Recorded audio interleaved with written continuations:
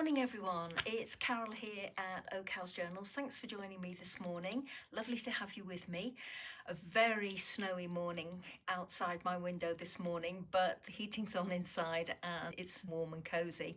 So I've got some pictures here on my desk, or some flower images on my desk here that I've pulled out of one of my flower books, and I'm going to be picking one of those to use on my guest check today. And it's guest check number 47 in the 50 stack challenge, which is being hosted by Amy or Crafty Cat here on YouTube. And as I always say, more information on that is in the description box below this video if you're interested. I did have a chuckle when Amy revealed what the prompt was for this guest check number 47, because it's watercolour. And if you remember, I was set a challenge by Maggie to create the prompt for the last guest check out of my watercolour paints.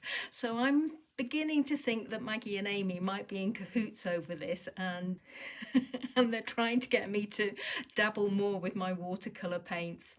I am a reluctant artist. I love playing with them, but I'm no good.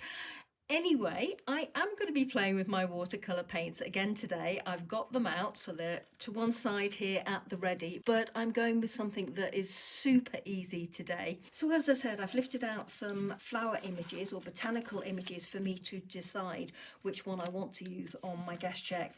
Now, when I was looking in my flower books earlier on, I was looking particularly for flowers that were going to be tall enough but not too complex, and also not too wide, so that they would leave me with a little bit of room down one side for me to do my paint sample. So this is a good one. I like the colour tones on this, and if I just offer it up and fold it over, I will lose a portion of the flowers, but I could get my paint samples down the side there. So I might use that one, that's a possibility, and I particularly like the colours on that one.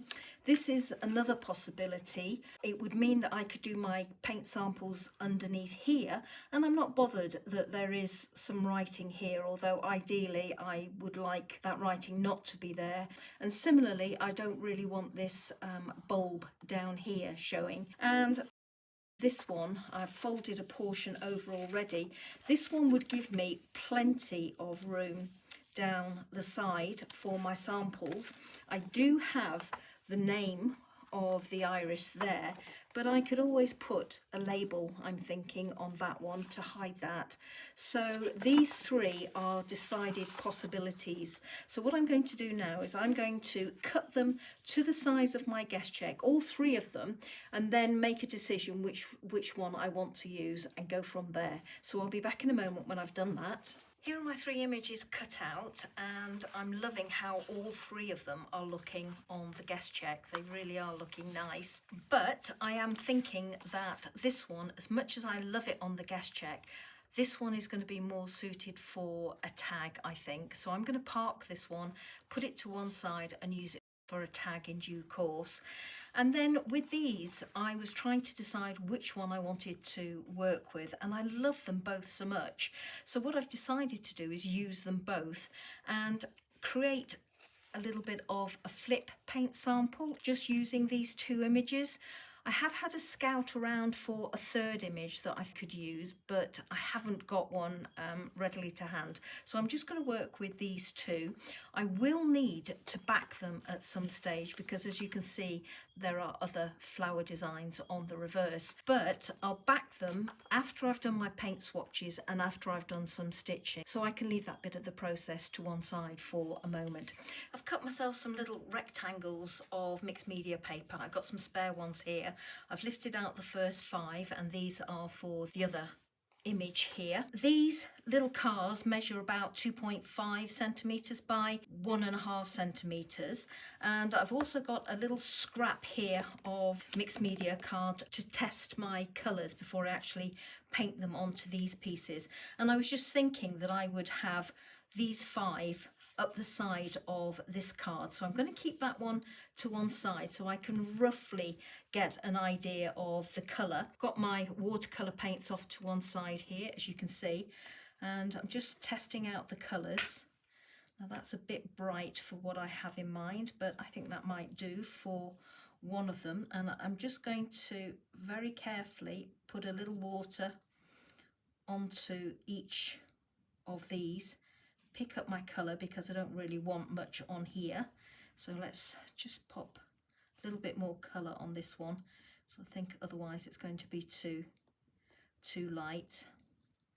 And as I've mentioned before, I am no expert at watercolouring, so I'm probably not going to be able to match the colours here by any means, but I will give it a go and get as close as I can.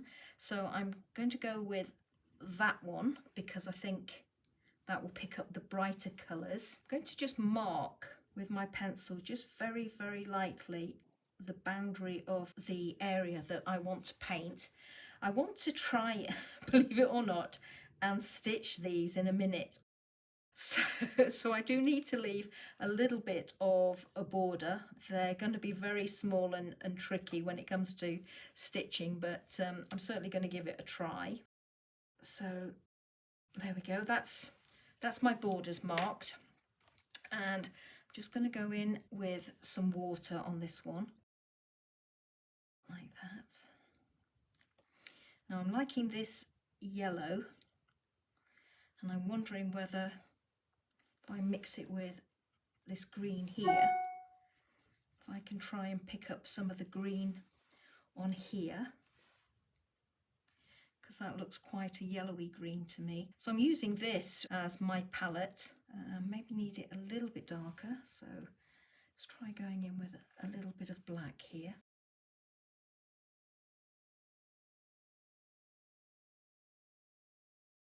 I've got another watercolour palette off here to one side. I'm going to put some of that down. That's quite a browny colour. And mix that with some yellow. That's giving me more of a goldeny colour.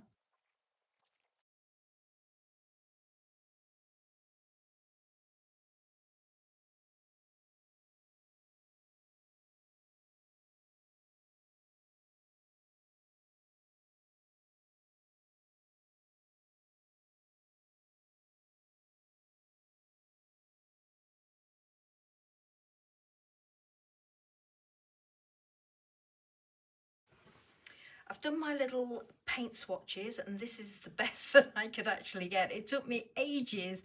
I tell you, I am not an artist by any means. It just took me forever to try and get anywhere remotely close to the same colours.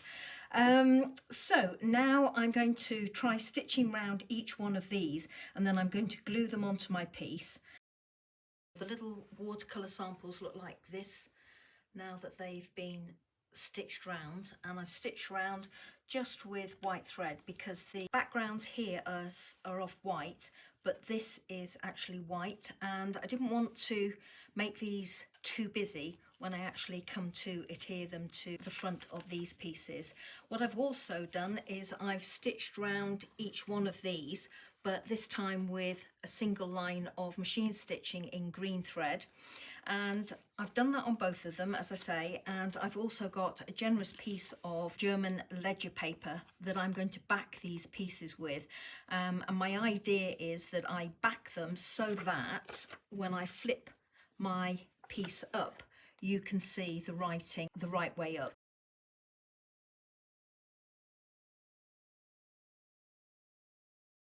There we go. So that when it flips up, whoops, when it flips up, my writing should be the right way, thank goodness. So now I'm going to do exactly the same thing with the other piece. Now that I've glued backing onto this one, I think I won't do it on this one. I think what I'm going to do is glue this one directly onto my guest check.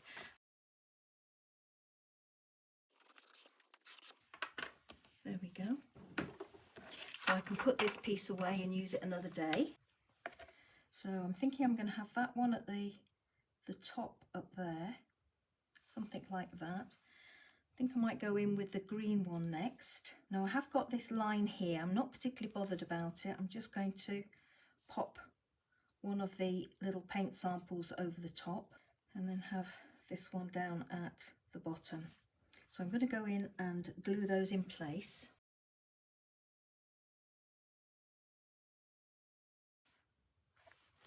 And now for this one. This one, because I've used the art glitter glue on it, it's still slightly wet, but I think that'll be all right to go in and start gluing things down.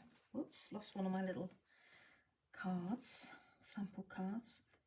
So I'm thinking on this one, I'm going to have 3 down at the bottom here, the greens, something like that. And the little pencil marks didn't rub out once I'd painted over the top and dried them with the heat gun, so unfortunately they're still in place, but there's nothing I can do about that now. And then this bright yellow one I'm thinking up at the top there, and this one round about there. So I'm thinking that sort of arrangement for this one. It does leave a bit of a gap here.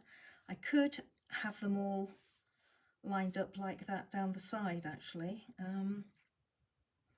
What am I thinking about that? Do I like that? Yeah, I think I might go with that actually, everybody. So yeah, let's do that.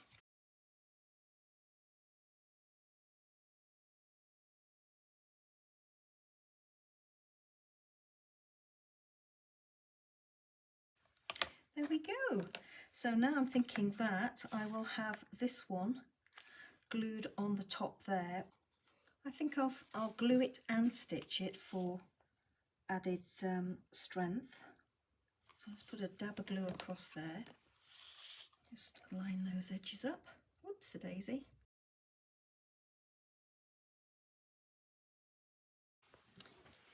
There we go, everybody. This is my finished altered guest check for prompt number 47, or guest check number 47, and the prompt for this one was watercolour, so let me just make a note of that. There we go. And as I mentioned right at the start, a really simple and easy idea. Not necessarily a quick one because these bits took me ages to do, but I have my irises there and I have my little sample pieces down the side there stitched, and then that's what it looks like inside. There's my ledger paper on the back, and then some more sample bits of watercolour there, trying to pick up the colours obviously from the flowers.